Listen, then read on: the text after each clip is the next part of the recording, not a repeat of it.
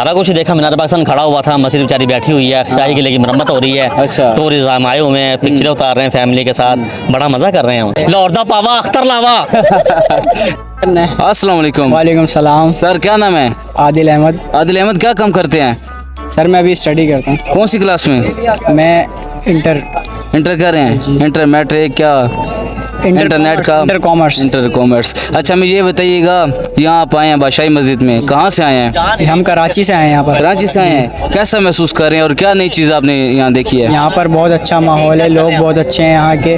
उसके अलावा हम म्यूज़ियम में भी गए, बहुत तारीख़ी चीज़ें हमें देखने को मिली हैं। अच्छा, क्या क्या देखा वहाँ पर आपने? वहाँ पे हमने पुराने दौर के बादशाह जो थे, बादशाह महाराज रंजीत सिंह, उसके म्यूज़ियम का हमने दौरा किया। तो वहाँ पर हमें कदीम तलवारें, मगर उनका जो असला वगैरह था, बारूद और किला उनका। नहीं, असले में बारूद?